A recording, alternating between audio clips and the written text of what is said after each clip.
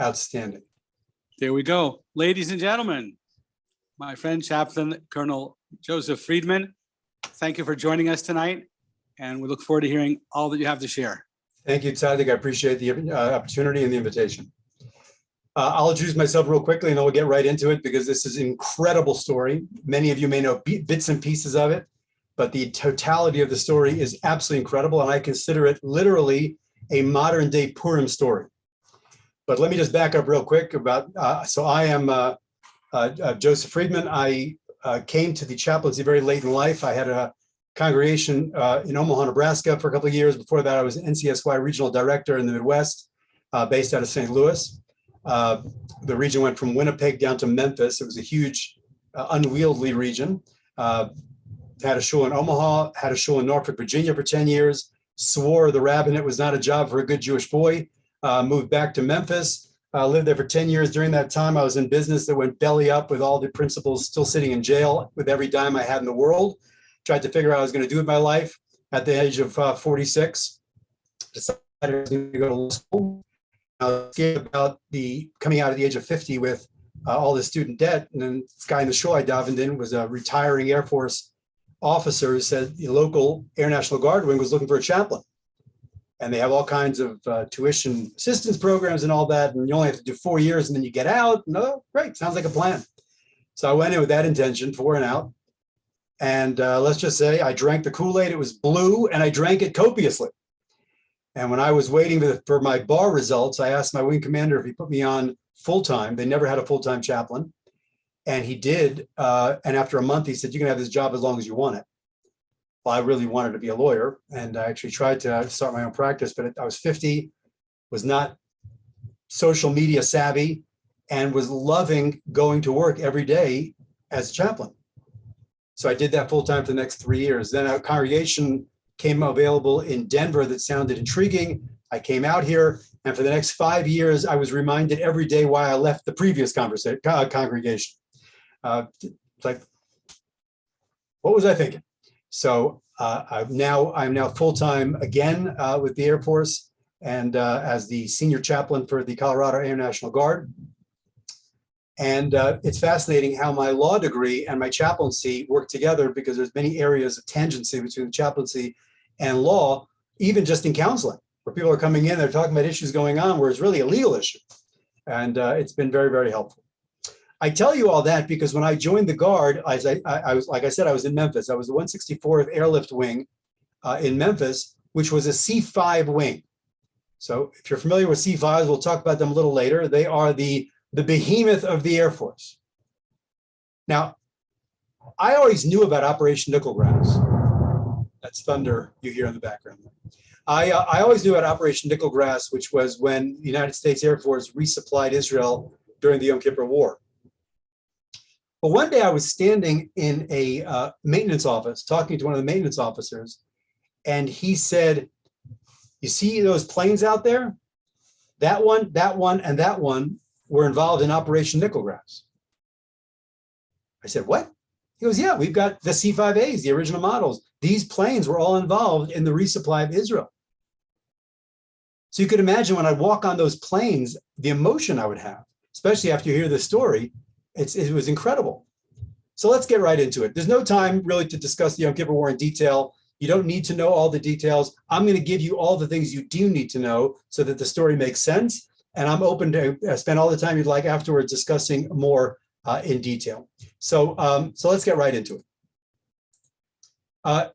As you know, the Six-Day War was an unprecedented victory in really the annals of warfare. Within 2 hours, the Israeli Air Force had destroyed over 300 Egyptian jets. By the end of the day, the entire Egyptian Air Force, the entire Jordanian Air Force, and half of the Syrian Air Force was all destroyed, the planes having never even taken off. They were destroyed on the ground. By the end of the war, Israel had seized the Gaza Strip, the Sinai Peninsula, the West Bank of the Jordan River, including East Jerusalem, and the Golan Heights. In less than a week, Israel's territory had increased 300%. Now, 3 months later, the Arab nations all held a summit in Khartoum, and they came up with the infamous 3 no's. No peace with Israel, no recognition of Israel, and no negotiation with Israel. And Israel's response was a significant fortification both in the north on the Syrian border and in the south on the Egyptian border. Now, on September 28, 1970, Gamal Abdel Nasser, who was really the most powerful leader in the entire Arab world, he dies suddenly of a heart attack. And his successor, Anwar Sadat, takes over a very demoralized Egypt. It was only a month before Assad, Hafez al-Assad, the father of the current president of Syria, held his coup d'etat and he took over in Syria. Now that is important because Assad, having just staged a coup, was seen as a very strong leader. Sadat, who was a military officer in the Egyptian army post-1967 debacle, was seen as a very weak leader. And if you're a very weak leader, what's the quickest way that you're going to get any kind of street cred? You need a military victory. And that's in his head the entire time. By the end of 1972, Egypt began a military buildup supported entirely by the Soviet Union. And they received MiG-21s, T-55 and T-62 tanks, RPG-7 anti-tank weapons, AT-3 Sager missiles, and of course, anti-aircraft missiles, most importantly, the dreaded SAM-6, which pilots will tell you when that fires, it's like a telephone pole coming at you 5 times faster than you can fly. Sadat declared that Egypt was prepared, and I quote, to sacrifice 1 million Egyptian soldiers to recover his territory that he lost in 1967. Now, following the incredible victory in 1967, as you could well imagine, the IDF was filled with incredible hubris. They believed, and in fact, all of Israel believed, that they were invincible. Now, their defensive plan was predicated on a very basic idea, which is that the active duty military has to hold the line for 48 hours because they believed they could mobilize the reserves in 48 hours. Now, that notice of calling up the reserves was dependent on Israeli military intelligence. Functionally, it was dependent on one man. It was dependent on this guy, General El-Zira, who was the head of Israeli intelligence, military intelligence. Now, here comes the problem. Amman operated under 2 basic assumptions, which became known in Israel as the conceptia. And the conceptia was this. Number 1, Syria would never go to war unless Egypt went to war. Number 2, while Egypt did want the Sinai back, Egypt would not go to war unless A, they were supplied with MiG-23 bombers to take over, to be able to combat the Israeli Air Force, and they needed to have Scud missiles as a deterrent to use against Israeli cities so the Israelis would not come and blow up their infrastructure. Well, since number 1, Egypt did not receive MiG-23s, and they did get Scuds, but they had just gotten there, and it takes at least 4 months to train the crews, Amman, and specifically General Zairi, he predicted that war with Egypt was not imminent. And if war with Egypt was not imminent, war with Syria was not imminent, because that was part 1 of the conceptia. And that arrogant assumption led Amman to dismiss countless warnings, as we'll soon see, of what was about to happen. Let's look at America. It was during this period that the United States and Russia was pursuing détente, being led by none other than the Secretary of State, Henry Kissinger. Henry Kissinger had a monumental ego. My father actually knew him. I grew up in Silver Spring, Maryland, outside of Washington. Monumental ego and great diplomatic skills. Now, the last thing that Kissinger wanted at this point in time was a proxy war between the United States and Russia being fought in the Middle East. Now, add to that the fact that Nixon was basically in absentia, because what was going on with Nixon in 1973? He was in the middle of Watergate, leaving both the future of Israel as well as the détente with the Russians all in the hands of the Secretary of State. And guess what? Henry Kissinger couldn't have been happier. He was running the world. This is exactly what he believed his destiny was to be. In April, Ashraf Marwan, who was Nasser's son-in-law, and there's a picture of at his wedding with his bride, Nasser's daughter, shaking his new father-in-law's hand. It's a debate still till today if Marwan was actually an agent for the Israelis or a double agent working both sides.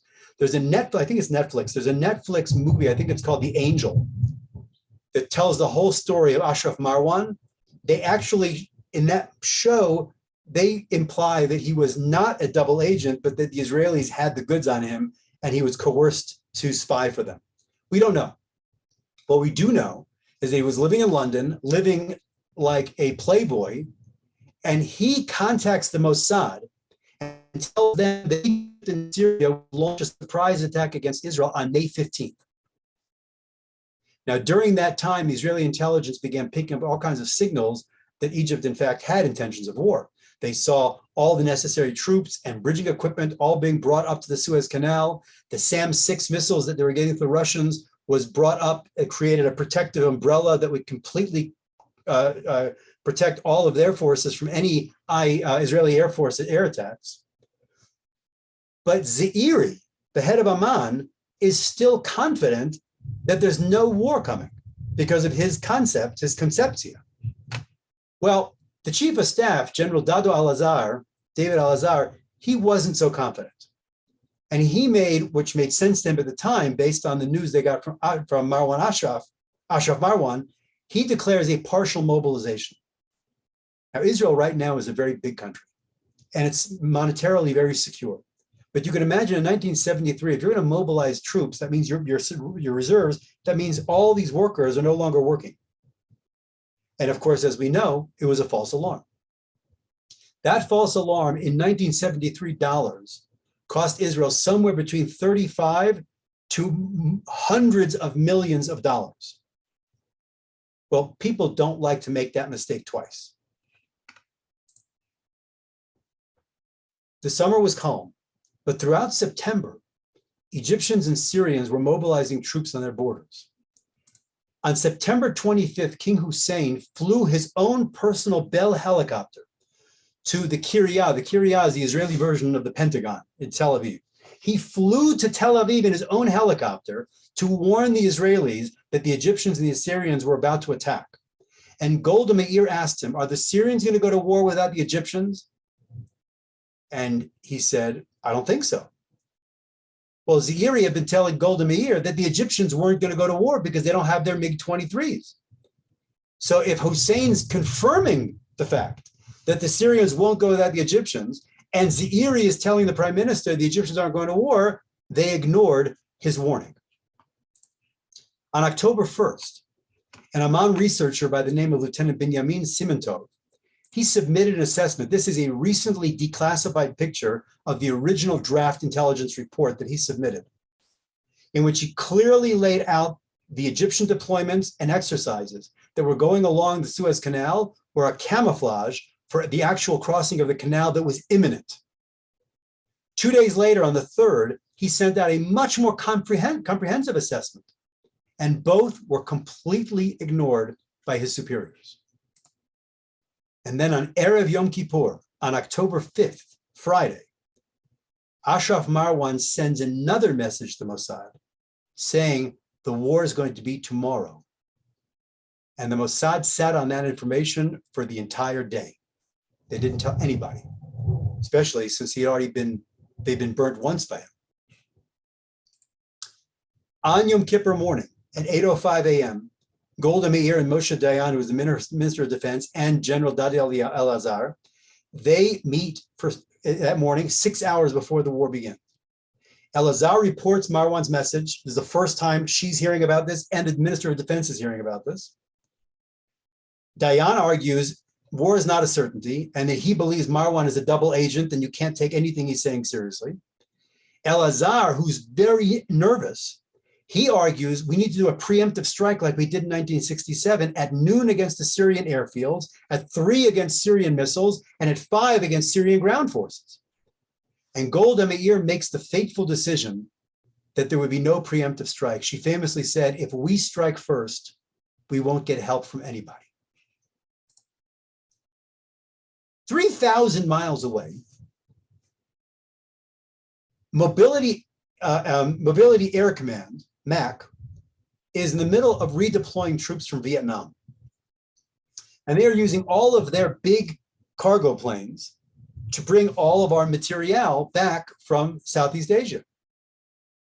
Now, their planes range from the ubiquitous C-130 Hercules, we've all seen those, and then you get to the bigger C-141 Starlifter, and ultimately to the mammoth C-5 Galaxy that came off the line in 1969 and really became part of the inventory only 3 years earlier in 1970. Now, this plane, you can't tell from this picture, is monstrous. It's 247 feet long, almost a football field long, and 220 feet wingspan, 2/3 of a football field wingspan. The maximum payload of that plane is 270,000 pounds or 135 tons. So here's some, just to give you some perspective. On the left is a C-141, which had been the biggest plane we had. That's a C-5 next to it in the footprint. But I really love the picture on the right, because on the top of the picture, you see C-130 Hercules. Then you have this one behemoth C-5 in the middle. And then now what we use currently primarily are C-17s. So I used to give tours of the C-5 when I was in that wing. So I had all this incredible data. So for example, the fuel load of a C-5 is more than the gross weight of an entire C-141. Just the fuel is more than the gross weight of a C-141. There is enough room on a C-5 to carry 6 Greyhound buses. And by the way, 2.4 million golf balls if you choose to try to load them up. There is enough fuel in a C-5 to drive a car round trip from LA to New York 130 times. You're all muted, which we need to do, but I'm just going to ask you this, and you can, I'm going to ask it rhetorically. There were 3 flights at Kitty Hawk on that fateful day when the Wright brothers flew. The last of the 3 was the longest flight. I would normally, when I was giving tours, I would ask if anybody knows how long that flight was. Anybody want to write in on in the notes? They can try to write in real quick and see if anybody know. Actually, I don't even. Yeah, I can see the chat. Here we go. No one's writing. Well, if I wait too long, you're going to not how many, not how long the minutes, how long distance. All right. So now by now you could have looked it up on Wikipedia, so I can't trust you anymore. It was 120 feet. 120 feet was the 3rd flight. The cargo bay of a C-5 is 121 feet. That means they could have flown that flight inside the plane. That's how big this plane is. The problem is it's a very controversial plane at this point in history in 1973, because first of all, there were tremendous budget overruns in building it. It was a maintenance nightmare. It was referred to as Fred. Now I'm going to be polite, I'm a rabbi. And I will say that Fred stands for freaking ridiculous economic disaster. But if you actually look it up on Wikipedia, they have the uncensored version of what every Air Force Air Mobility Command person calls the C-5. And they really call it Fred. You know, Fred 1, Fred 2, Fred 3, that's how he labeled him at the wing.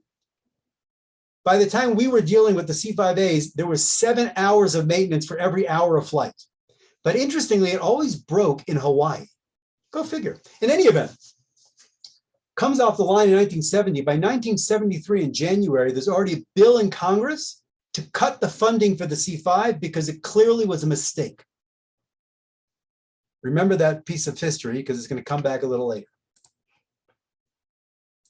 Okay, let's go back to Israel. It's now October 6th. At 2 p.m., and that's, by the way, why many refer to it as the 2 o'clock war. By the way, if you want to know just how ridiculous the Arab mind can be, do you know why they attacked at 2 o'clock?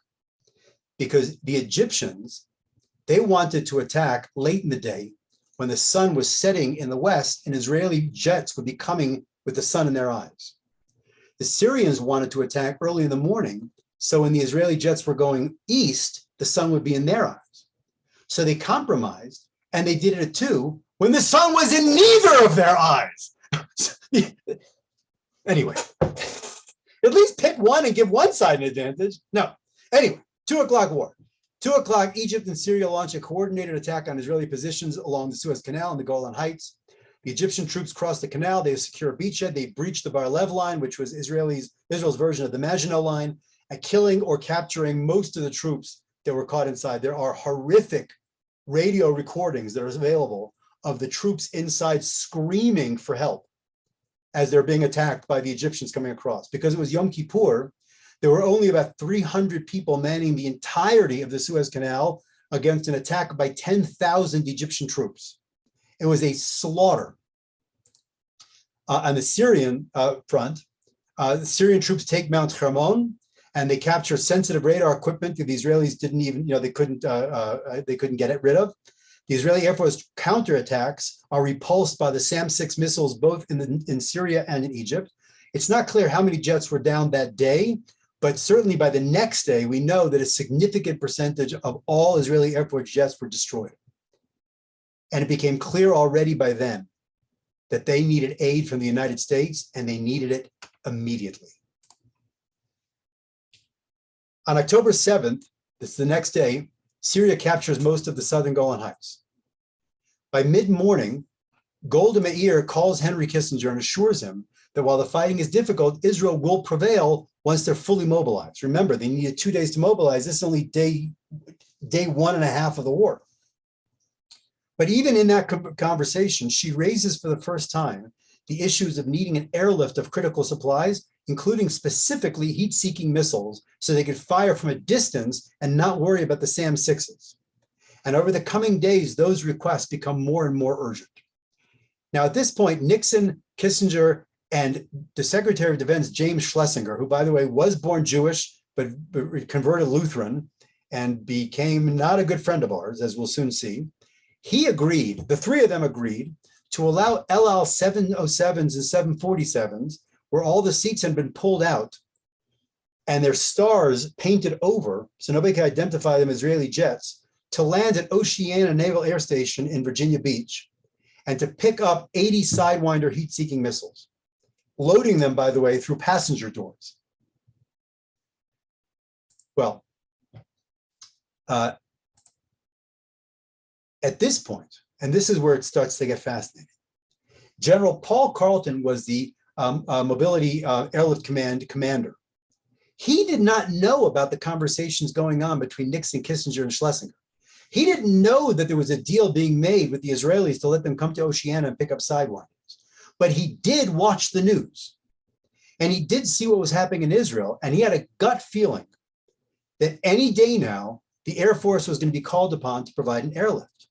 So rather than being caught with his pants down, he already, as good generals do, starts thinking 5 steps ahead. Unaware of the conversations that are going on with the White House in Israel, he actually begins initial preparations for an airlift supported by, at the time, the Air Force Chief of Staff, General George Brown. More about him later in our story. Now, Carleton at this point considers 2 possible options to supply the Israelis. Number 1 is to continue what they're doing. Bring all the material to the East Coast, Oceana, New York, wherever. Let El Al come, or requisition American commercial cargo planes to pick up all this stuff and airlift it to Israel. But he had a better idea. The better idea was, let MAC, using their cargo planes, take the stuff 2,400 miles to the Azores, to Latches Field in the Azores, and then El Al could come and transship them from the Azores, which is only 900 miles to, well, it's about 1,500 miles at that point to Tel Aviv.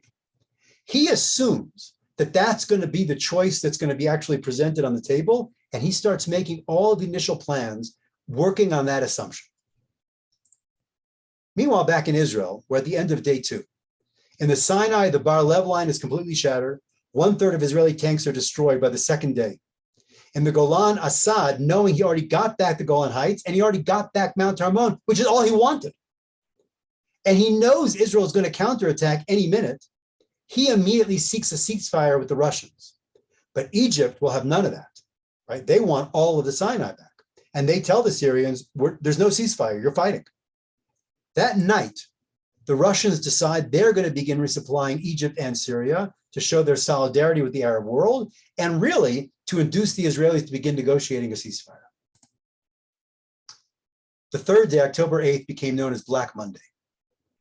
Israel launched its first counterattack against the Duggan Egyptians, and by 5 p.m., General Bren Adan had to order withdrawal.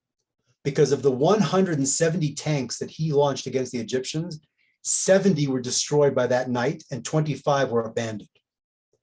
Almost 50 jets were lost that day, mostly to SAM-6s.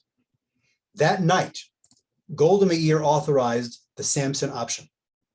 She authorized the assembly of 13 20-kiloton nuclear warheads and put them on Jericho missiles and especially equipped F-4 Phantoms as a last resort. She began carrying that day cyanide tablets so that if she was caught by the Egyptians, she would not go alive. But then she did something that we only found out recently when this became declassified that may explain one of the greatest enigmas of the entire war. She made sure that when they loaded those planes and when they loaded the missiles, they did them when her intelligence told her, number one, they did it in daylight, when the intelligence told her that both Russian and US satellites were overhead. She wanted to make sure they saw what she was doing. Now, I'll tell you why that explains something inexplicable. For those of you who ever read about the Yom Kippur War, one of the question marks that for 50 years we've been wondering was on the 8th, right, the day before this, the Syrians had already come down the Golan Heights. They were already poised right above the Jezreel Valley. There was nothing between them and Tel Aviv, nothing. And they had paved roads and they stopped.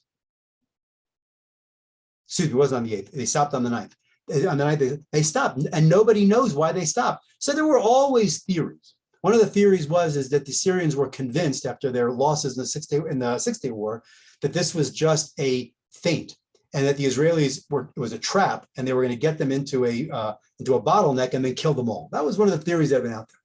But now that this was declassified, now the theory is that when the Russians saw that Golda Meir was loading up atomic weapons, they called the Syrians and told them, stop where you are.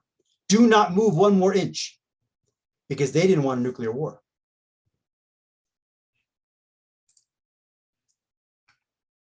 At 1:45 a.m. the next day, Ambassador Simcha Dinitz called Henry Kissinger and said Israel is desperately in need of supplies and that we need emergency airlift beginning immediately. He called back again at 3 a.m. By mid-morning, Kissinger was apprised of Israeli losses. Particularly, they had already lost 400 tanks by this point. And then, while there is no record of this, because it would be damning if there was, but the story apocryphally is out there, then Dinitz delivered the message that Golda had not taken the nuclear option off the table. And that was the kick in the pants that Kissinger needed. At 4:45, Nixon meets with Kissinger, with Scowcroft, and with Brent Scowcroft was the Deputy National Security Advisor, with General Alexander Haig, who was the Chief of Staff, and with Ron Ziegler. And Nixon comes straight to the point. And he explains, Israel must not lose this war. They have to be assured that all of the weaponry that they had, that they used, would all be replaced. Because at this point, Israel just did not have enough ammunition. They were keeping things in reserve, which means they weren't fighting all in. And they had to be told, don't worry, use everything. We'll replace it right away. So they called Dinitz and they tell Dinitz this, and Dinitz gives a shopping list. Right? He's got a whole shopping list of what they need. They need Patton tanks, they need A4s, they need F4s, they need bullets. They need 105 millimeter shells for their tanks. That night, famously, Nixon talks to Golda Meir and tells her, all your aircraft and tank losses will be replaced. Sadly, however, Nixon could not promise that the troops would be replaced, because by that fourth day, the death toll was close to 500 people. 500 Israeli soldiers were dead already by that point. Well, once Israel got the message that everything was going to be replaced, now they could fire at will. And the next day, Israel fights back harder, successfully attacking Egyptian troops who had moved out of range of the SAM-6 umbrella, even though all the generals told Sadat, stay where you are. Sadat, with his arrogance, felt, no, we did this, now we can go further. And they went out from underneath their umbrella, their Sam-6 umbrella, and the Israelis wiped them out. In the north, they recaptured most of the southern Golan. Israel now, so now let's go back to Emek. So General Carlton is still working out the logistics of an airlift that he still hasn't been told is even going to happen yet. He just assumes it's going to happen, and he assumes it's going to involve Portugal. Now, this is the part of the story that most people don't know, which is incredibly frustrating. We all remember the 1973 oil embargo. Well, this is when it really begins, because NATO, afraid with the threats that OPEC was already telling them that anyone who helps the Israelis are going to get cut off, NATO denies the United States any refueling or even flyover permission of any NATO country. That means all of our allies, England, France, Spain, everybody. No, you can't fly over our countries if you're bringing stuff to Israel. But one country, inexplicably, and nobody still till today, I've never gotten a good answer why, Portugal is the only country that says, you know what? You can use our territory, just not our country. You can use Latches Field in the Azores. It seems that General Carlton was a prophet. Right? How could he have known that? Right? Portugal was the only country who was going to let them land and refuel in the one place that Carlton had already begun all the logistics on the assumption that's where they were going to have to go. But then something else becomes apparent.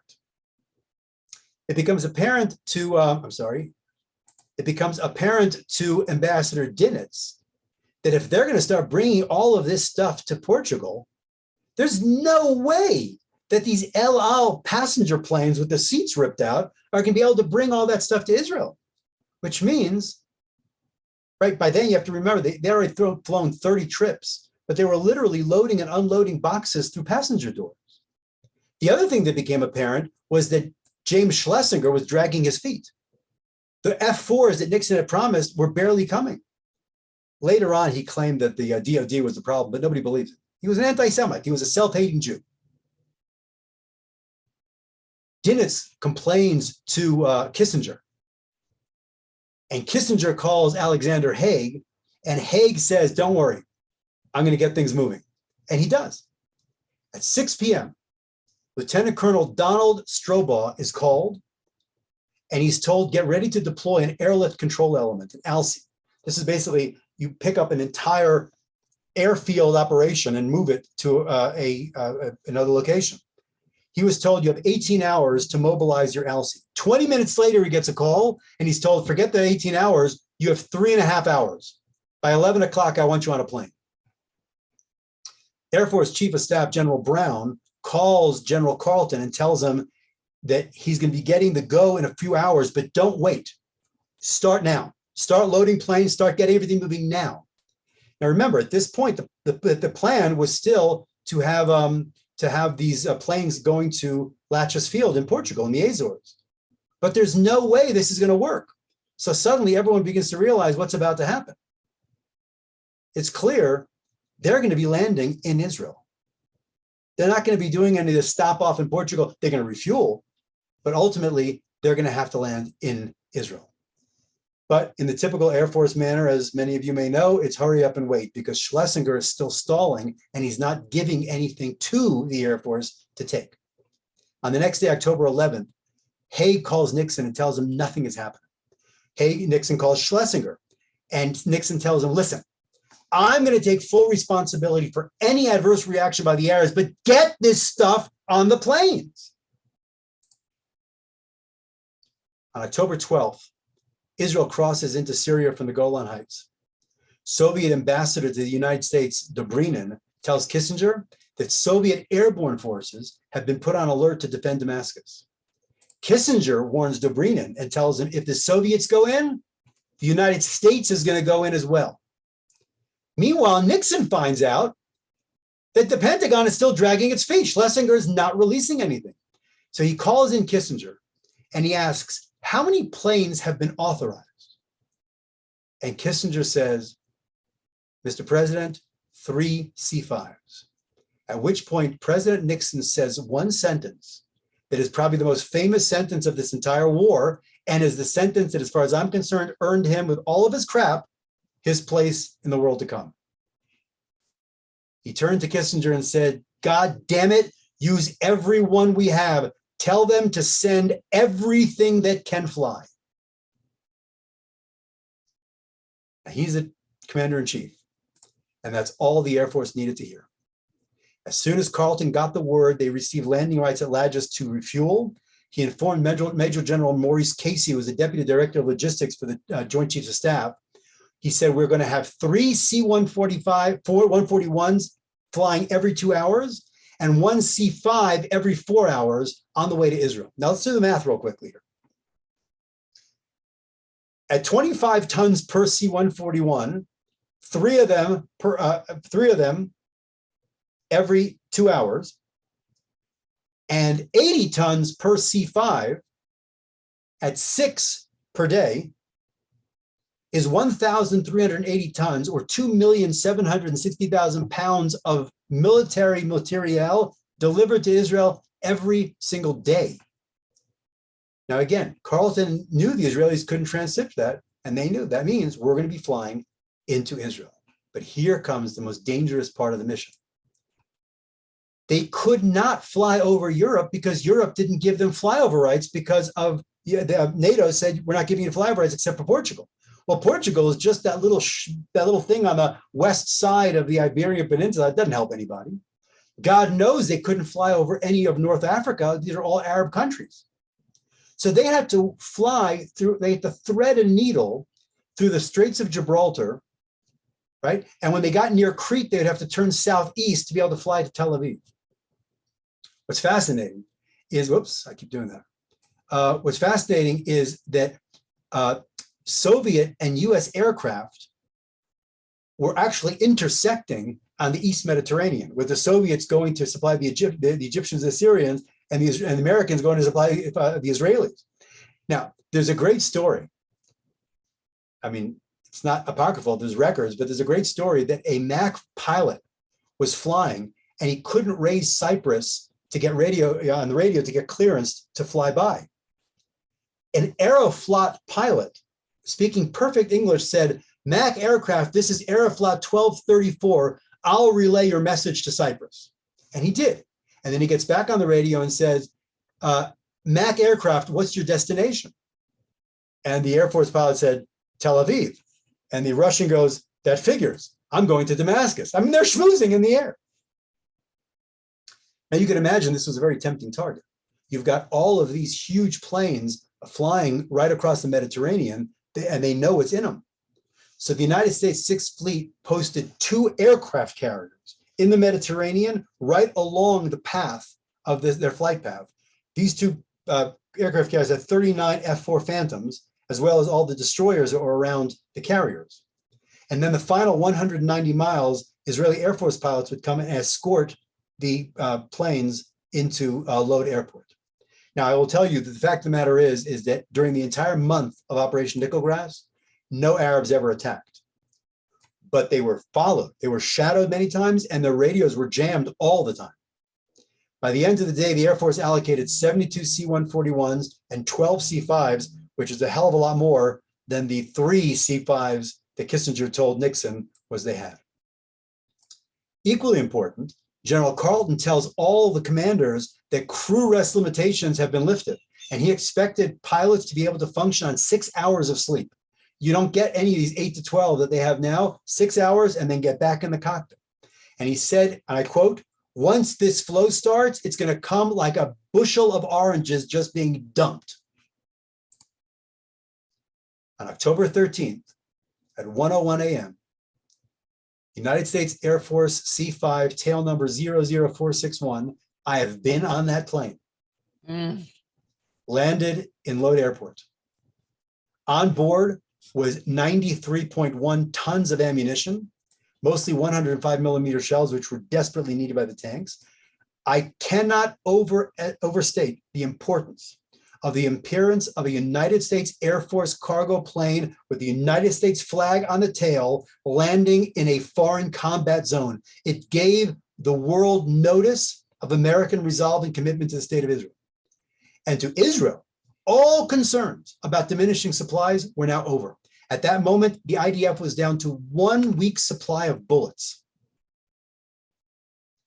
Israeli workers who didn't have all this high-tech unloading equipment at that point, they got it later, by hand, they unloaded 22 pallets in just over 3 hours. The ammo was on the Syrian front in 3 hours and in the Sinai front in 8 hours. And the next day, October 14th, 1973, you may have learned about this in your own studies, but one of the greatest tank-to-tank battles ever fought in history, certainly since World War II, was waged in the Sinai that day. Israel lost 10 tanks. Egypt lost between 250 to 300 tanks. In the north, Iraq and Jordan had to send troops from the Golan because Syria was begging them in desperation for assistance. But the problem was the oranges were not yet tumbling. So many C-141s and C-5s were still out of commission and they didn't have enough planes to send. So General Carton says, forget this. All the C-5s that are still in Southeast Asia, forget redeploying Vietnam, forget it. They can stay there for a little longer, fly them all back to America immediately to start carrying materiel to Israel. He also changed the weight limits. They used to only carry 100,000 pounds in a C-5. He increased it to 265,000, almost 3 times the payload. 2 days later, October 16th, the first Israeli troops crossed the Suez Canal. Sadat asked the Soviet Union to convene a meeting of the UN to seek a ceasefire. And by the end of the day, the oranges were, in fact, tumbling. On that one day, October 16th, Colonel Strobau's men offloaded 753,000 pounds from 5 C-5s and 500,000 pounds from 10 C-141s. The next day on the 17th at 2:30 p.m., Golda came to Lod Airport. This is the only picture that exists of that visit. And that's Colonel Strobau standing next to her out of uniform. She wanted to see these planes. And Colonel Strobau showed her around a C-5 and she was so overcome with emotion. She said, for generations to come, all will be told of the miracle of the immense planes from the United States.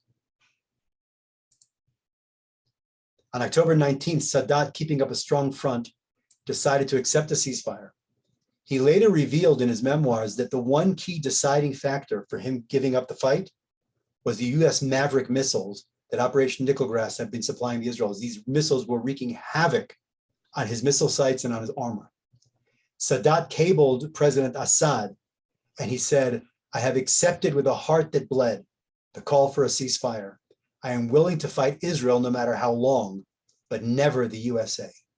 I put that quote in here for a reason, because that cable, that message establishes factually the effect of the United States airlift.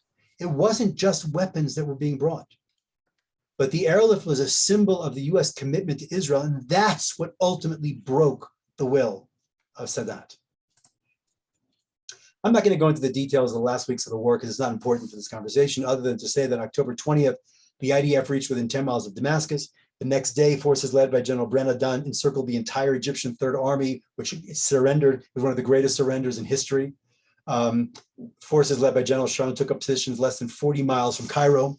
On the next day, on October 22nd, the UN adopted Security Resolution 338, calling for an immediate ceasefire. Both sides received the same order, which was observe the ceasefire, but if the enemy shoots, fire back. Well, guess what? Everybody would continue firing for the next 2 days. And therefore, on October 24th, in response to this fighting, the Soviet Union threatened the US that it will send troops to support the Egyptians. And in response, on October 25th, the US, including Strategic Air Command, Continental Air Defense Command, European Command, and the Sixth Fleet were all placed on DEFCON 3. Now, I must tell you that DEFCON 3 is, it's only happened twice in a war. Other than that, one was Operation Paul Bunyan in North Korea. I'm not going to go into the details of that. And the other time was 9/11. The only non-war event where we've gone to DEFCON 2 was, of course, the Cuban Missile Crisis. But this was wartime, one of the closest we've ever come to a nuclear war with the Russians. Well, the Soviets withdrew the threat the next day, and within a few days, the US reverted back to a normal DEFCON, except for the Sixth Fleet. The Sixth Fleet stayed on DEFCON 3 until November 17th. On October 28th, the Israeli and Egyptian military leaders met to implement a ceasefire, Kilometer 101, in the Sinai. At first, this was the first meeting between the military representatives of Israel and of Egypt, really in 25 years, and that essentially ended the war. So let's look at some statistics here. In the 1 month between October 14th and November 14th, when the operation officially ended, the United States Air Force flew 567 missions. They transported 22,325 tons of tanks, artillery, ammunition, and supplies to Israel. You compare that to 935 missions, almost double, in 40 days, where the Russians only offloaded 15,000 tons. Now, most of their stuff came by ship for a total of 100,000 tons, but the US total was 51,000 tons with 28,000 by ship. The cost, and I originally made this slide back in 2016, so I'm sorry for not updating it. The cost to US taxpayers in 1973 was $50 million total, with the cost of the materials themselves. The ammunition was 10 million. In 2016 money, it would have cost taxpayers $267 million or $53 million in actual ammunition. It's ironic when you think about it, how much money, the billions we're sending to Israel every single year now. So, but that was still controversial back then. Airlift planners scheduled 4 C-5s and 12 C-141s daily for an average of a plane landing at the airport in Israel every hour and a half for a month. Think about it. Every hour and a half for a month, an Air Force jet was landing in Israel and unloading. 21 October was the peak where 6 C-5s and 12 C-141s landed on the same day. To give you an idea of the power of the C-5, the C-5 carried on average 73 tons to the 141's 28 tons, where the C-5 carried 48% of the cargo, even though they only did 26% of the missions. Obviously, the C-5 was carrying the big stuff. They carried a total of 19 M60 tanks, 63 M48 chaparral-guided missile systems, 64 Sikorsky CH-53 helicopters, and 19 Douglas A-4 fuselages and tail sections, which were then put together in Israel. Which brings me to the end. The aftermath involves three things I want to show you: the C-5, refueling, and General Brown. Let's talk about the C-5. I began by telling you that C-5, better known as Fred, already had a bill in Congress to cut its funding. But Nickelgrass vindicated the Air Force decision to purchase the C-5. The performance by the C-5 during Operation Nickelgrass proved the value because we had nothing in our inventory that could do anything even close to this. And as a result, that bill was shredded and got continuing congressional funding. We are still flying today, the C-5. The C-5M model is now the current modern version, and it is still the biggest plane in the arsenal. The second big takeaway from Nickelgrass was it revealed the severe deficiency in our airlift capability. Had Portugal not let us land at Latches Field in the Azores, the airlift could not have been possible because we did not have any kind of air refueling capacity to speak of at that time. And therefore, as a direct result of this mission, the US expanded the area refueling capabilities to the point that now every single plane in the fleet all does mid-air refueling. No one lands for fuel. We are a F-16 wing here in Colorado. Our guys will fly all over the world. We had a mission in Hungary in 2016 that I was at. Our planes refueled, I think it was 7 times between here and Budapest and Papa, Hungary, where we landed. They never landed on the ground. They'll fly to Guam. They'll refuel 11, 12 times on the way to Guam. They don't land in Hawaii. We don't do that anymore. And all of that was because of this mission. But finally, I want to talk about this guy.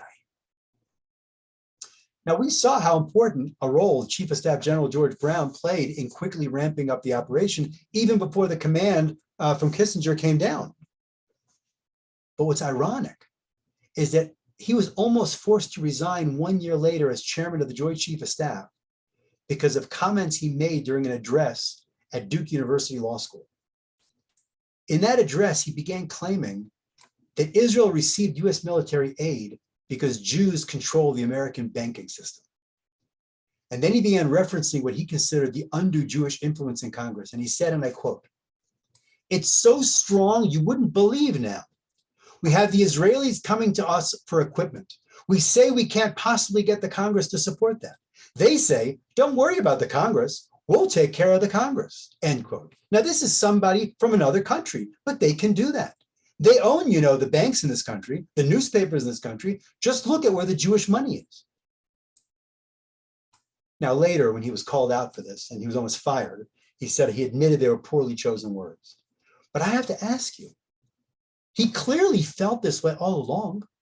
You don't just develop those sentiments a year after you save the entire Jewish homeland.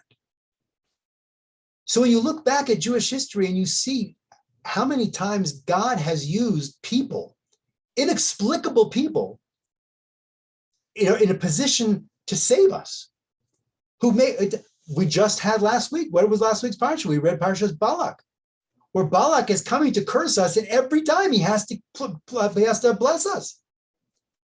This is General Brown. This guy's a rabid anti-Semite saving the state of Israel. It's like he had to do it because some other force was directing us. For the record, I want to give Yitzhak Rabin the last word on General Brown, because Rabin, always a diplomat, albeit a general, said General Brown probably helped Israel in the last war more than anyone else. He's right. But this caveat, or this epilogue to his story, is just inexplicable. But I do want to give Golda Meir the last word. Golda Meir, in a meeting with Jewish leaders in Washington 3 weeks after the ceasefire, in talking about what happened, said, for generations to come, all will be told of the miracle of the immense planes from the United States, bringing in the material that meant life to our people. All right, well, anybody have any questions? I know I've been talking for quite a while. You're all muted, so unmute yourself if you have any questions or you want to comment or anything else. But I appreciate you guys patiently listening to my my monologue. Colonel, question for you. If that happened today, what would this country do? Oh, I think our commitment to Israel is greater now than it was then. Yeah, let's go back in time a little bit. This is 1973 we're talking about. It wasn't that long before that. Kennedy was not really sending, he paid lip service to supporting Israel, but he really didn't provide anything. Johnson was very supportive of Israel, and he did provide minimal levels of material, of armaments to Israel, but not very much. Right? The level of commitment begins really with Nixon. Nixon is the one who comes all in.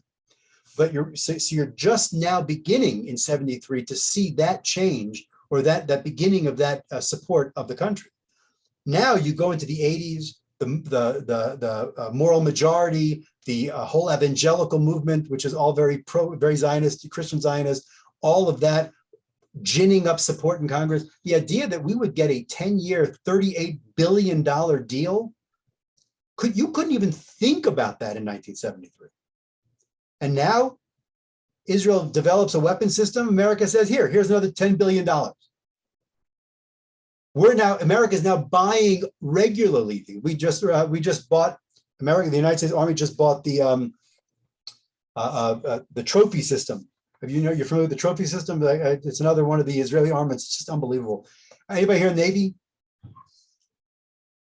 Okay, so very good. So, Mr. Clayton, so the whiz gun that's on like Aegis destroyers, right? So it looks like R2D2, and it sits on the side of these things, and it shoots out like 400 rounds a second at incoming rockets. Well, the trophy system is basically that idea that they mount on armored carriers, tanks, etc. So it stops anything from hitting the vehicle. It blows up incoming anti-tank missiles, Sagers, everything, all before it even hits the thing. America has now bought that from Israel. America is buying the Iron Dome from Israel.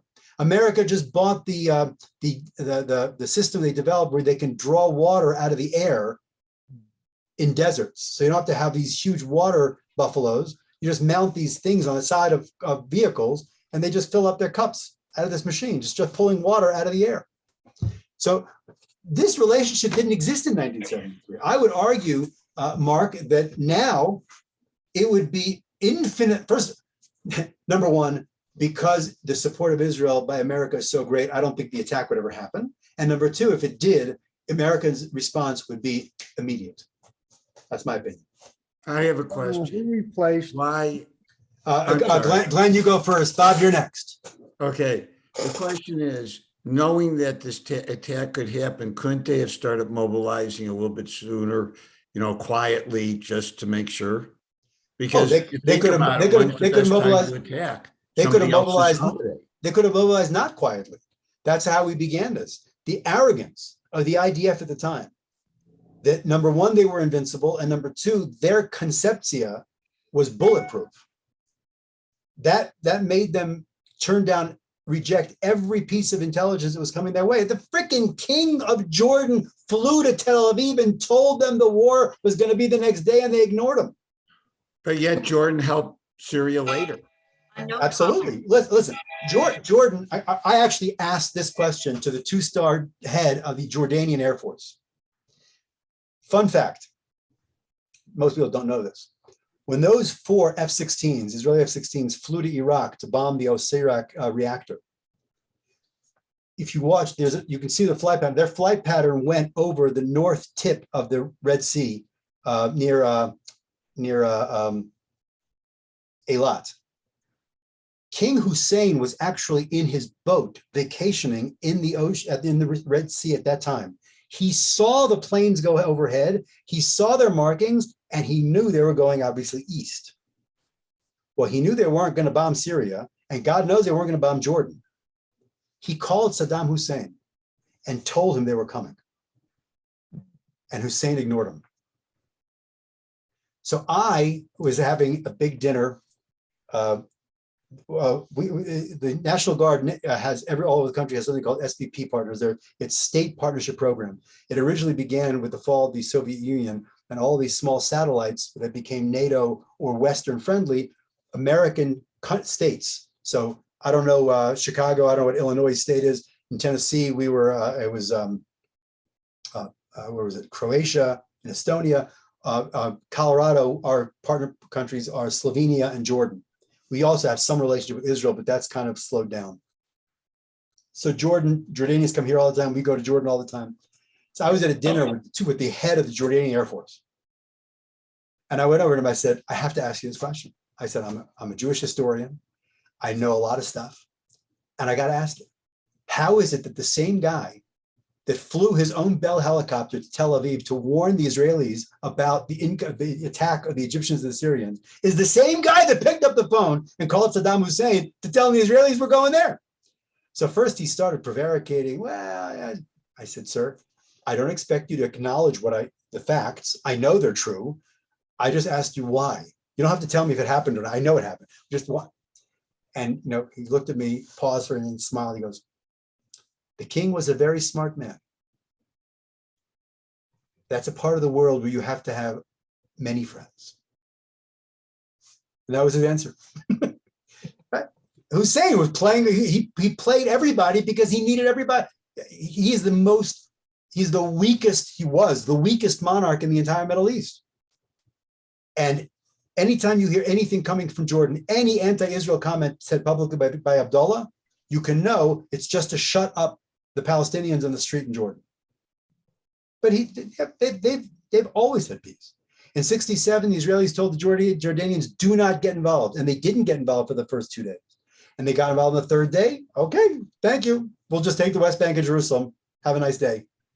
They were not part of the Yom Kippur War in the beginning. It was just Egypt and Syria. But eventually they had to support the Syrians. Otherwise, these are their brothers. And they did, and they got routed. But at their heart, the Jordanian royalty has no beef with Israel at all. I hope that answered the question, Glenn. Bob, yeah. Thank you. Colonel, who replaced all of the planes that Israel lost in those wars? So America replaced them all. That was the time when Israel tried to come up with their own plane. You may be familiar with the Kippur. I actually saw the Kippur flying when I was in yeshiva in 1980 in Israel.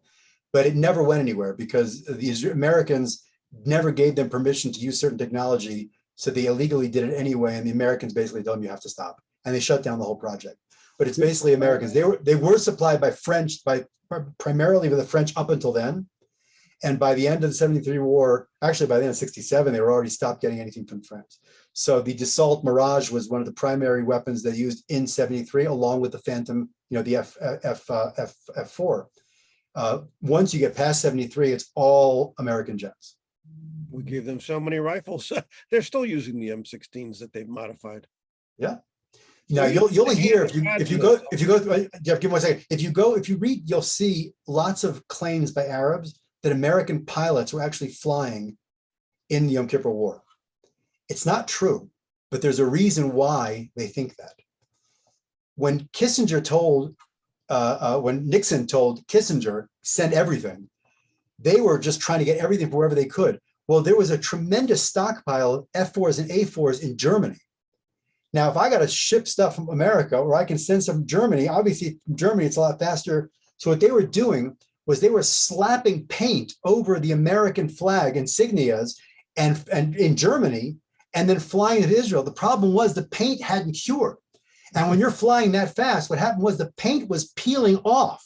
And the Israelis were flying these jets and the paint was coming off and they were showing American flags. So the Egyptians saw F4s and A4s with American flags on them and assumed they were American pilots. They weren't. They were Israeli pilots flying American flagged jets because the paint didn't stay on the plane. I have to go, but I want to thank you very much. But I can say this, when I was in the Marine Corps during the 60s and early 70s, most of my training was desert warfare. And at one time we almost got called up to go. Wow. Yeah, that would have been fascinating. Well, Glenn, thank you for coming. Thank you so David, much, Colonel. My pleasure. David, you got your hand up for a long time there. Yes, I'm curious from what you said. We needed the president to override Schlesinger from preventing rearmament of Israel. What has been done today to prevent somebody like Schlesinger from becoming the bottleneck?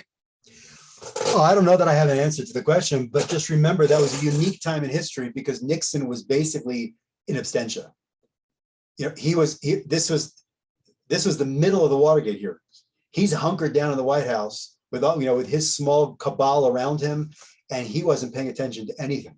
And had Kissinger not come to him, it was really Haig.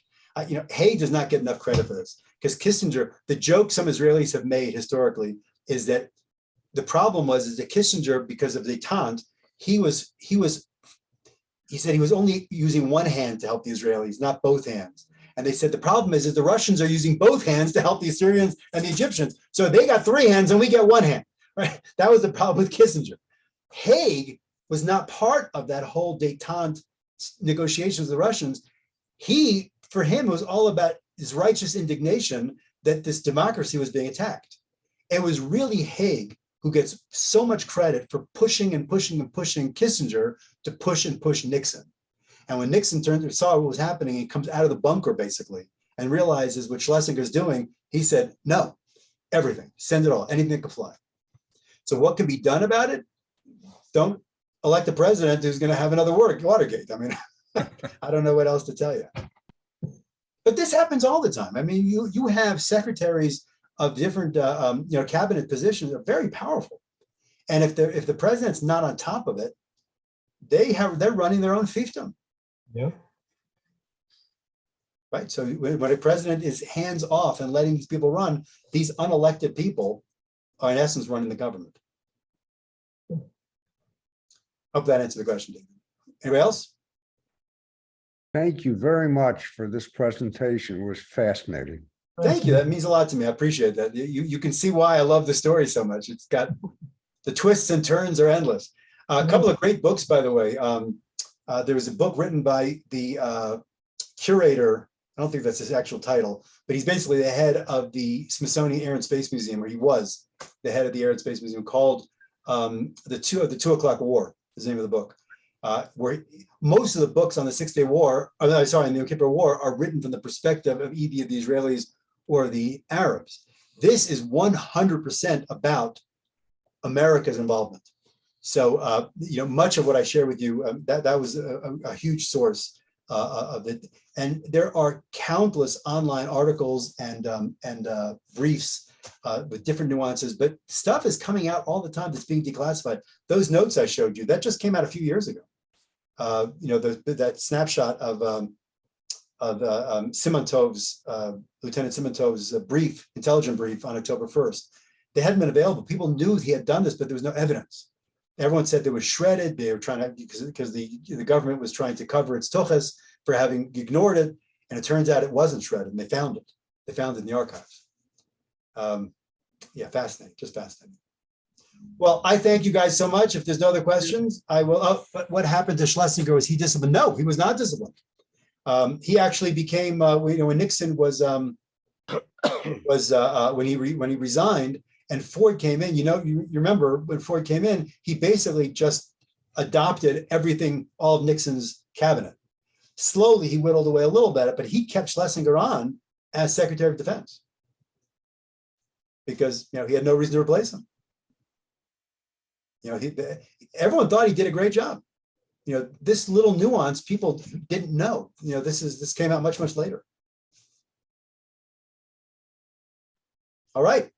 Amazing. Well, I wish you guys a fabulous rest of your week and a premature good Shabbos.